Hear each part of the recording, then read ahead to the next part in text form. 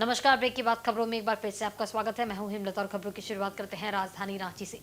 Jharkhand high court में मंगलवार को झारखंड कर्मचारी चयन आयोग जीएसएससी सीजीएल परीक्षा पेपर लीक मामले की केंद्रीय जांच ब्यूरो जांच कराने की मांग को लेकर दायर याचिका पर सुनवाई हुई। हाई कोर्ट ने परीक्षा फल प्रकाशन करने पर अगले आदेश तक रोक लगा दी है। अदालत ने कहा है कि जब तक कोर्ट आदेश नहीं देता तब तक रिजल्ट जारी न किया जाए।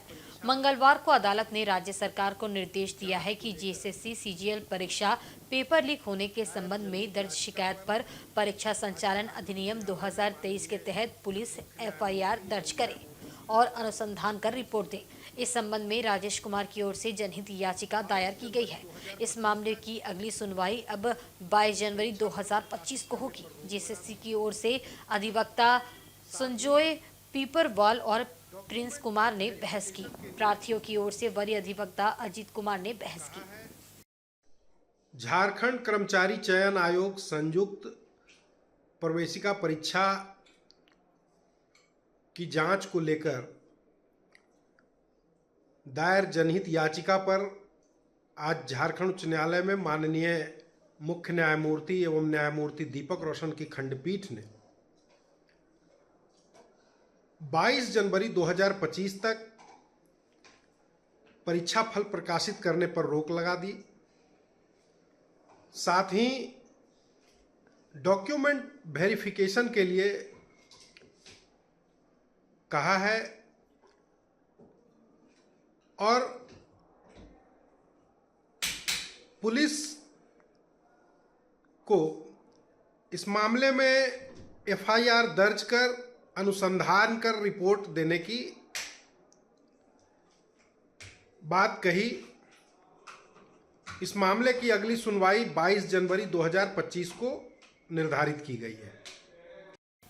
वहीं केंद्र सरकार ने झारखंड के कोयला रॉयल्टी के 1,36,000 करोड़ रुपए बकाया होने के दावे को खारिज कर दिया है।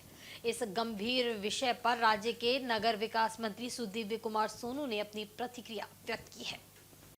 वो है sir dues on government departments. इसमें एक केंद्र सरकार से लेने के लिए न्यायिक रास्ता भी अपनाएगा। उन्होंने कहा कि सर्वोच्च न्यायालय के आदेश के बावजूद इस तरह की बातें समझ से परे हैं। नगर विकास मंत्री ने कहा कि 9 सदस्यीय संविधान पीठ ने जब झारखंड के दावे पर मुहर लगाई है, राज्यपाल के अभिभाषण में राज्य सरकार ने अपनी मंशा पर मुहर लगाई है। उन्होंने कहा कि झारखंड अपने हक का पैसा केंद्र सरकार से जरूर लेगा। ऑनरेबल सुप्रीम कोर्ट के वर्डिक्ट के बाद अगर कहीं कुछ बातें कही जाती हैं तो उसके क्या मायने हैं ये कहने वाले बताएंगे।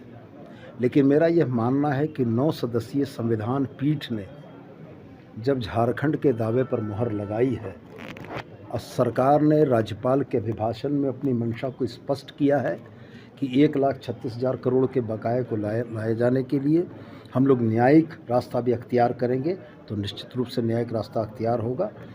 सदन में कौन बोल रहे हैं, किस आधार पर बोल रहे हैं, वो उनका विषय है, आप उनसे बेहतर पूछें।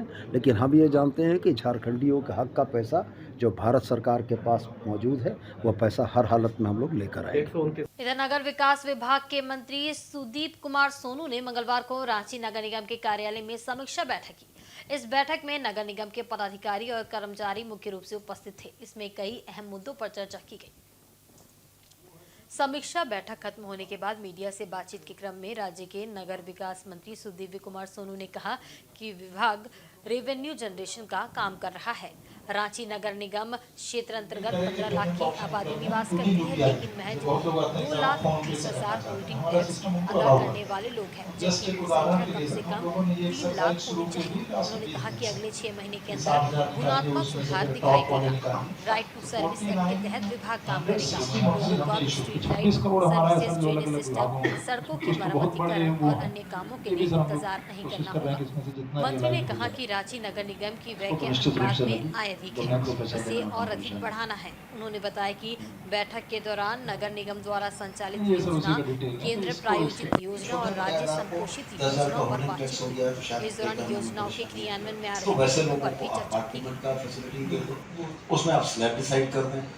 समीक्षा बैठक में तमाम वर्टिकल्स पर हम लोगों ने बात की।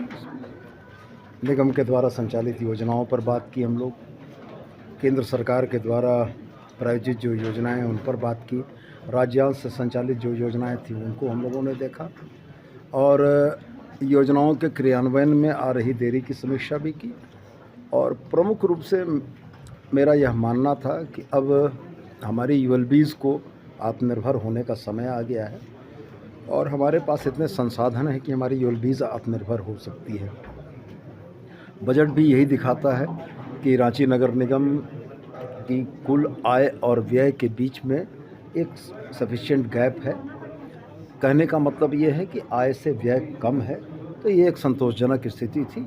लेकिन जितनी संभावनाएं रांची नगर निगम के पास थी, उन संभावनाओं को एक्सप्लोर करने के लिए हम लोगों ने अपने पदाधिकारियों को कहा है, चाहे वो सैरातों की बंदोबस्ती से आने वाला पैसा हो, चाहे 15 लाख की आबादी वाले इस निगम क्षेत्र में मात्र 2,30,000 होल्डिंग टैक्स होना, जिसको नियमतः कम से कम 3 लाख होना चाहिए था।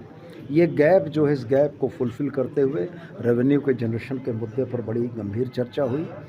राज्य की नीतियों से संबंधित, पॉलिसी संबंधित कुछ विषय थे जिनका फैसला राज्य के द्वारा होगा। हमने उनकी उन बातों को भी समझा है। मोटे तौर पर यह मेरा मानना है कि आंतरिक स्रोतों से कुल राजस्व की जो प्राप्ति का अभी आंकड़ा है, आने वाले 6 महीने में इसके अंदर बहुत गुणात्मक परिवर्तन दिखेगा। इधर सरायकेला जिले के गम्हरिया थाना क्षेत्र में हुए पारा शिक्षक संघ के जिला अध्यक्ष सोनू सरदार हत्याकांड की गुत्थी पुलिस ने सुलझा ली है। इस मामले में 5 अपराधियों को गिरफ्तार किया गया है, जबकि मुख्य सूत्रधार बीरबल सरदार और एक अन्य आरोपी लखी चरण नायक अब भी फरार है। पुलिस की एसआईटी टीम ने त्वरित कार्रवाई कर घटना में प्रयुक्त हथियार, गोलियां और वाहन बरामद कर लिया है। जिले के एसपी मुकेश लोनायत ने मंगलवार को प्रेस कॉन्फ्रेंस में जानकारी देते हुए बताया कि 13-14 दिसंबर की रात अज्ञात अपराधियों ने यशपुर पंचायत की मुखिया के पति और पारा शिक्षक संघ जिला अध्यक्ष सोनू सरदार की गोली मारकर हत्या कर दी थी। इस घटना के बाद गम्हरिया थाना में एक मामला दर्ज कर एसआईटी का गठन किया गया था। एसआईटी ने तकनीकी और भौतिक साक्ष्यों के आधार पर 5 अपराधियों को गिरफ्तार किया। पकड़े गए अभियुक्तों में आशीष गोराई, विश्वजीत नायक, अनिल सरदार उर्फ गुमदी, आनंद दास और सूरज मार्डी शामिल है। सभी गम्हरिया के रहने वाले हैं। आरोपियों के पास से घटना में प्रयुक्त एक पिस्तल, 7.65 mm के 4 जिंदा कारतूस, पिस्तल का एक खाली मैगजीन, एक लोडेड देसी कट्टा का एक जिंदा कारतूस तथा घटना में प्रयुक्त 2 बाइक और एक स्कूटी बरामद किया गया है। पूछताछ में ये खुलासा हुआ कि बीरबल सरदार इस घटना का मुख्य सूत्रधार है। पुलिस उसकी गिरफ्तारी के लिए लगातार छापेमारी कर रही है। की गोली मारकर हत्या कर दी गई थी। इस संदर्भ में गम्हरिया थाना कांड संख्या 135/24 विधिवत दर्ज करते हुए कांड का अनुसंधान प्रारंभ किया गया। घटना की गंभीरता को देखते हुए अनुमंडल पुलिस पदाधिकारी सरायकेला के नेतृत्व में एक विशेष छापामारी दल का गठन किया गया। इनसे छापामारी दल के द्वारा मानवीय और तकनीकी आसूचनाओं और परिस्थितिजन्य साक्ष्यों के आधार पर घटना का उद्भेदन करते हुए घटना में संलिप्त 5 अपराध कर्मियों को गिरफ्तार किया गया है और साथ ही इनकी निशानदेही के आधार पर घटना में प्रयुक्त एक लोडेड पिस्टल, 7.65 mm का 4 जिंदा गोली, पिस्टल का एक खाली मैगजीन, घटना में प्रयुक्त लोडेड देसी कट्टा का जिंदा गोली और घटना में प्रयुक्त 3 वाहन को भी बरामद किया गया। इस घटना में 2 अन्य अपराध कर्मियों को भी संलिप्तता है, जिसकी छापामारी हेतु छापेमारी दल के द्वारा भी छापामारी की जा रही है और जल्द ही उनकी गिरफ्तारी सुनिश्चित होगी। जांच में यह पता चला है कि इस घटना का जो मुख्य साजिश करता है वो बीरबल सरदार है, जिसकी गिरफ्तारी अभी तक नहीं हुई है। वही इस घटना का सूत्रधार है। उसकी गिरफ्तारी के बाद घटना के विस्तृत कारणों का पता चलेगा, लेकिन प्रारंभिक जांच में ये जानकारी मिल रही है कि ये जो जितने भी लोग हैं, 5 लोग जो गिरफ्तार हुए हैं, बाकी 2 लोग जिनकी गिरफ्तारी अभी लंबित है, ये कुछ अवैध प्रकार की गतिविधियों को प्रारंभ करना चाह रहे थे। इसमें से कुछ जमीन का धंधा भी करना चाह रहे थे और जिस व्यक्ति की हत्या हुई है वो उसमें बाधा बन रहा था। वहीं पूर्वी सिंहभूम जिले के पोटका विधायक संजीव सरदार ने मंगलवार को मतलाडी से रानीडी तक बनने वाली सड़क का नारियल फोड़कर शिलान्यास किया। बागबेड़ा मतलाडी में आयोजित शिलान्यास कार्यक्रम में पहुंचने पर पोटका विधायक संजीव सरदार का लोगों ने फूलमाला पहनाकर स्वागत किया। इस अवसर पर काफी संख्या में ग्रामीण उपस्थित थे। सड़क निर्माण कार्य शुरू होने पर लोगों ने खुशी जताई। इस सड़क का निर्माण मुख्यमंत्री ग्राम सड़क योजना के तहत किया जाएगा। 3.8 किलोमीटर की ये सड़क करीब 3 करोड़ 88 लाख की लागत से बनेगी। इस संबंध में विधायक संजीव सरदार ने कहा कि क्षेत्र के ग्रामीणों की वर्षों पुरानी मांग को पूरा करते हुए इस सड़क का शिलान्यास किया गया है। पहली बार चुनाव जीतने पर उन्होंने इस सड़क के निर्माण की बात कही थी। कोरोना के चलते 3 साल पूरे विधानसभा विकास कार्य नहीं हो पाया था। दोबारा जीतने पर अपने चुनावी वादों को पूरा करते हुए सड़क का शिलान्यास किया गया है। उन्होंने कहा कि मुख्यमंत्री हेमंत सोरेन के नेतृत्व में इंडिया गठबंधन पूरे झारखंड में विकास का काम करेगी। शिलान्यास कार्यक्रम में झामुमो प्रखंड अध्यक्ष बहादुर किस्कू, देवजीत मुखर्जी, मनोज नहा समेत ग्रामीण उपस्थित थे। सरकार के मुख्यमंत्री हेमंत सोरेन जिंदाबाद जिंदाबाद जिंदाबाद। विधायक संजीव सरदार जिंदाबाद जिंदाबाद जिंदाबाद। ये वर्षों से मांग था इस सड़क को, और जो कि पिछले कार्यकाल के कार्य अवधि कम रहने का कारण हम लोग नहीं कर पाए थे, जिसमें कोरोना कोविड काल और माननीय मुख्यमंत्री को ईडी के द्वारा जेल भेजने का कारण, और पुनः जैसे ही इस क्षेत्र की जनता ने उम्मीद के साथ सरकार के साथ साथ विधायक बनाने का काम किया, वैसे ही जो हमारा चुनावी वादा भी था इस क्षेत्र के लिए, ये मुख्यमंत्री ग्राम सड़क योजना अंतर्गत इस सड़क बनाने का काम किया जा रहा है, जो कि पानी टंकी से गिद्धी झोपड़ी होते हुए लगभग अंदर लगभग रानेडी मतलाडी लगभग 3 करोड़ 80 लाख लगभग की राशि से ये मुख्यमंत्री ग्रामीण सड़क योजना से बनेगा। और हमें लगता है इस सड़क बन जाने के बाद इस क्षेत्र के लिए काफ़ी आने जाने के लिए सहूलियत होगा। और ये उम्मीद के साथ सभी को मैं पुनः आभार करता हूं कि जिस आशा उम्मीद के साथ इस क्षेत्र में प्रतिनिधित्व बनाया और साथ साथ राज्य में हमारे इंडिया गठबंधन की सरकार को लाने का जो काम किया है वो को भी अभी धीरे धीरे धरातल पर दिखने का काम कर रहा है। पूर्वी सिंहभूम जिले के मुसाबनी लैंपस में मंगलवार को धान अधिप्राप्ति केंद्र का उद्घाटन किया गया। इस मौके पर अतिथि के रूप में मुसाबनी प्रखंड 20 सूत्रीय अध्यक्ष सह झामुमो प्रखंड अध्यक्ष प्रधान सोरेन उपस्थित थे। मुख्य अतिथि 20 सूत्रीय अध्यक्ष का फूल माला पहनाकर स्वागत किया। तत्पश्चात अतिथि ने विधिवत धान अधिप्राप्ति केंद्र का उद्घाटन किया। इस केंद्र में किसानों को प्रति केजी 2300 रुपए तथा बोनस के रूप में 100 रुपए दिए जाएंगे। मौके पर केंद्र में सबसे पहले धान जमा करने वाली महिला किसान सुमीला हांसदा को फूल माला देकर सम्मानित किया गया। इस मौके पर लैंपस अध्यक्ष विक्रम सोरेन, सचिव आदित्य गिरी, अनूप सतपति आदि उपस्थित थे।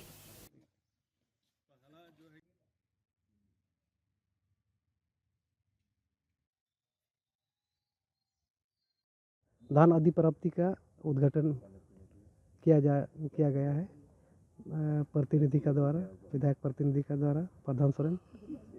और आज पहला किसान लेके आए हैं, मैंने धान भी लेके आए हैं, जमा करने जा रहे हैं। आज से शुरू किए हैं। क्या समर्थन बोल रहे हैं?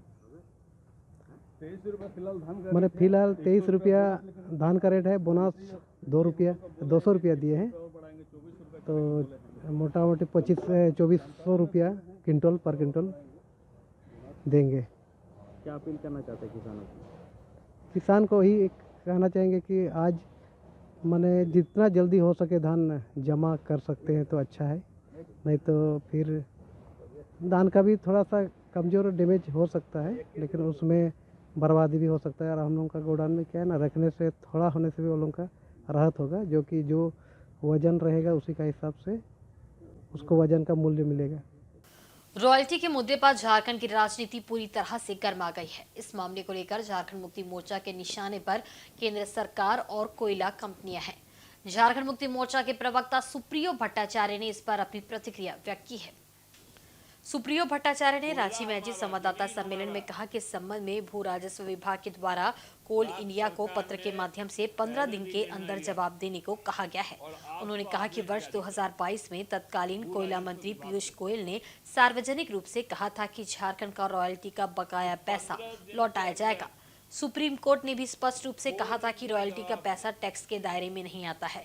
सुप्रियो भट्टाचार्य ने कहा कि राज्य सरकार झारखंड से गुजरने वाली मालगाड़ियों पर भी रॉयल्टी वसूलने की तैयारी में है। उन्होंने कहा कि ये सरकार झुकने वाली नहीं है।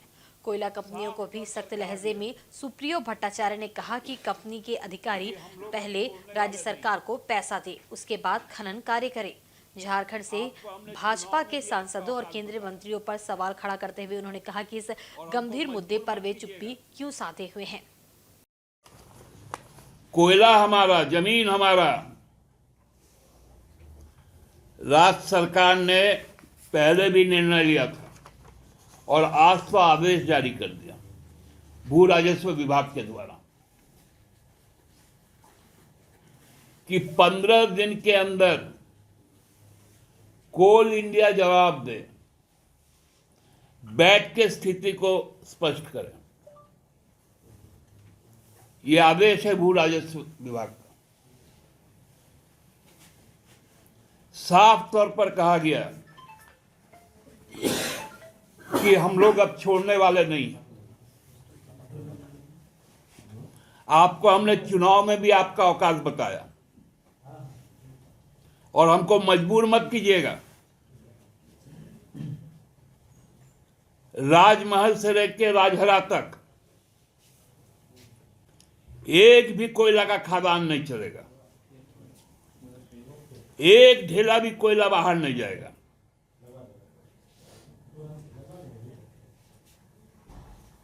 नाटक है क्या?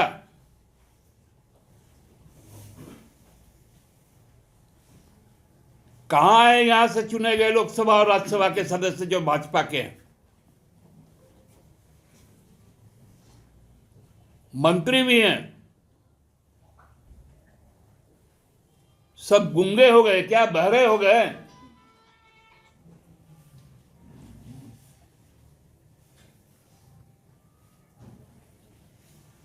पूरा का पूरा विस्थापन का ध्वंस हम झेले।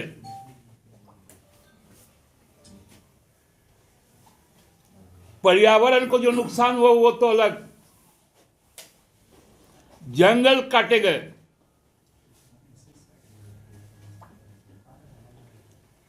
कई एलर्जिक डिजीजेस हुई जिसमें टीबी और मलेरिया महत्वपूर्ण है।